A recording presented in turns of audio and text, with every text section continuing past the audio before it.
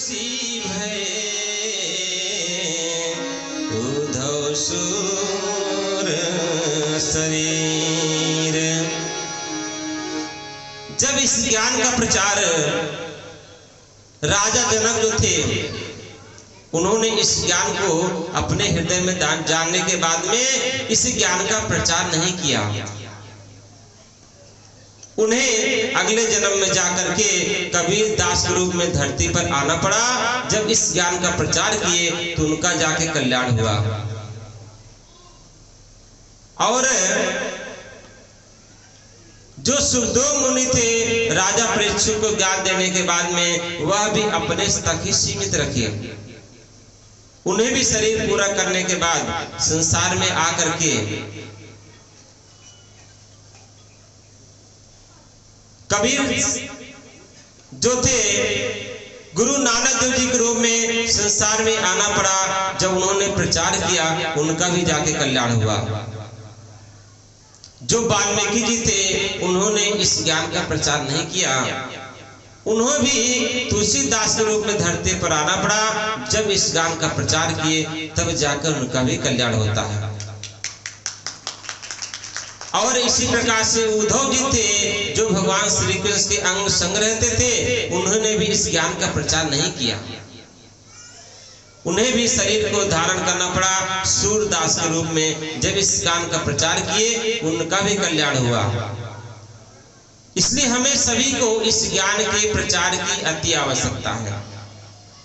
आप जपे औरों को जपावे, कहे नानक निश्चय मुक्ति पावे। हम स्वयं उस नाम का जप करें और दूसरे को जपने की प्रेरणा दें। इस ज्ञान का स्वयं प्रचार करें और दूसरे को प्रचार करने में सहयोग दें। यही जीवन का लक्ष्य है, तभी हमारा आपका कल्याण होना है। नहीं, संतों ने कहा वारि मथे घृत होई वर सिकता ते वर्तेल बिनु हरे भजन न भवतरे, यह सिद्धांत पेल। बालू के पीने से क्या हो सकता है?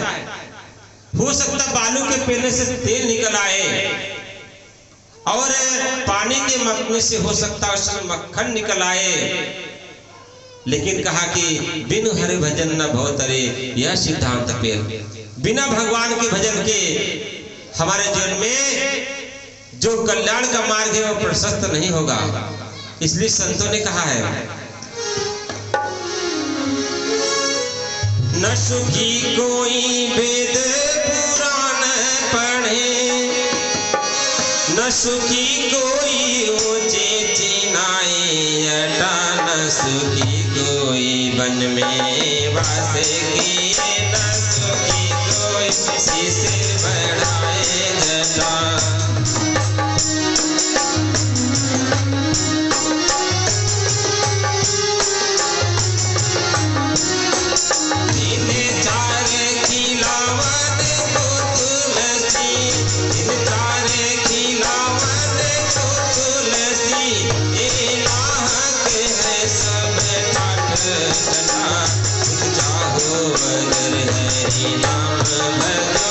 नहीं अंत में आई के ख्याल जटा, सुख चाहो अगर हरि नाम भजो, नहीं अंत में आई के ख्याल जटा।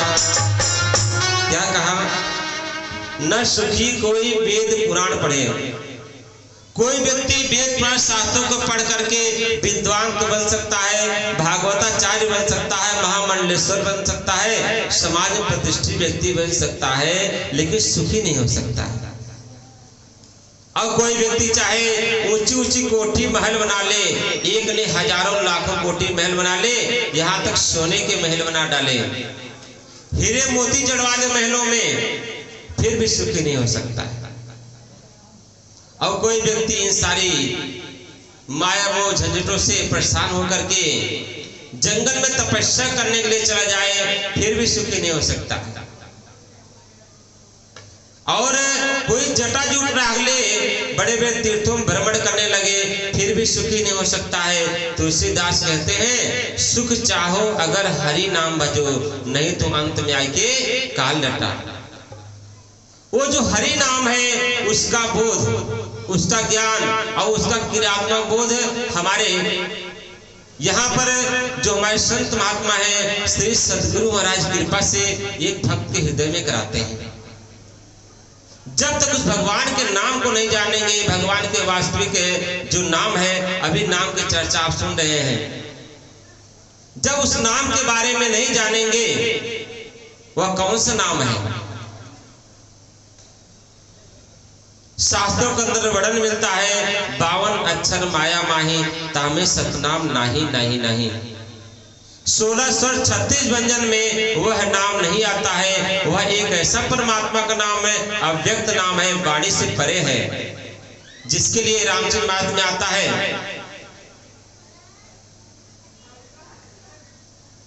कि जो वो नाम है परमात्मा का वह अव्यक्त वाणी से परे है। नाम रूप दुई अखत कहानी समझत सुखद न परत बखानी। वह जो परमात्मा का नाम है वाणी का विषय नहीं है और करने में अति सुगम है और प्रत्यक्ष फल देने वाला है।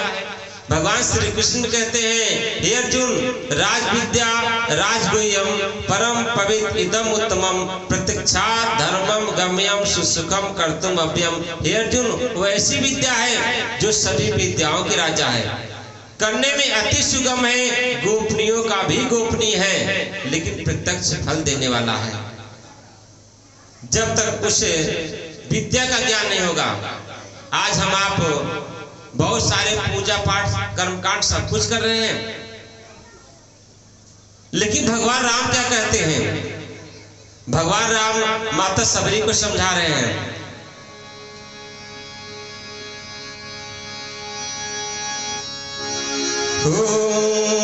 प्रथम भगति संतन कर संगा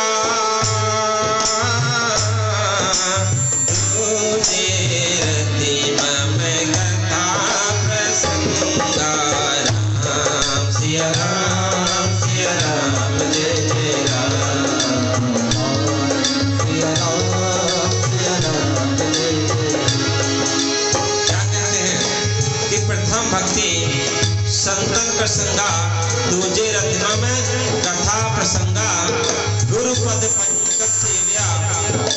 दूसरी भक्ति क्या है? हमारे सत्संग को सुनना। और तीसरी भक्ति क्या है?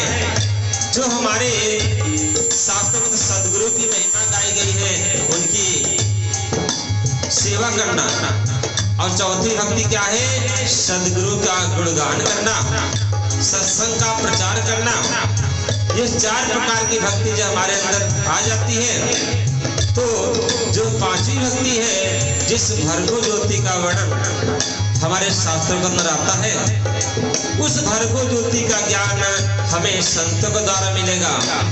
इसलिए भगवान राम माता सबरी को नवदा भक्ति के अंदर उस 5वीं भक्ति के बारे में समझाते हुए कहते हैं, मंत्र जाप मम दृढ़ विश्वासा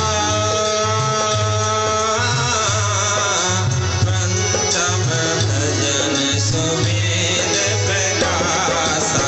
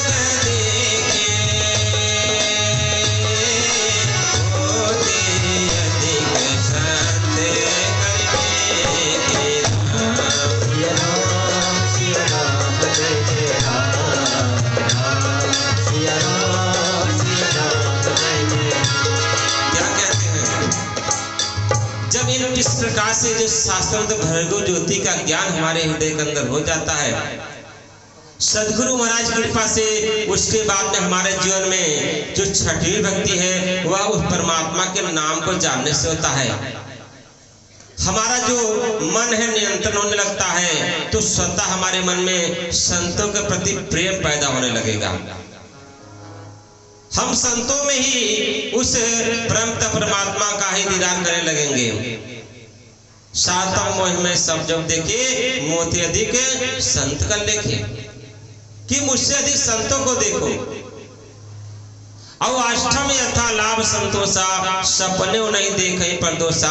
आठवीं भक्ति क्या है? जो भगवान ने दिया है उसी में संतोष रखना और किसी का अवगुण नहीं देखना। भगवान श्री कृष्ण कहते हैं, अर्जुन मैं तुझे ज्ञान इसलिए देता हूं क्योंकि तू किसी के अवगुण को नहीं देखता है। यह कब आएगा?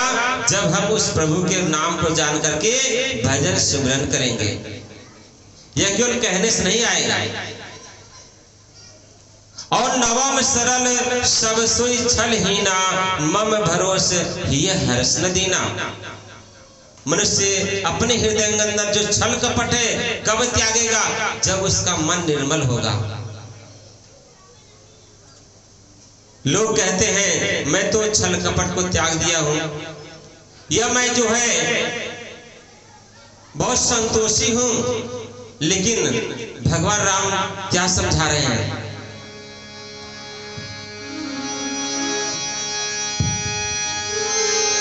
हो बिनु संतोष न काम न साई, काम यछत सपने सुख नाई।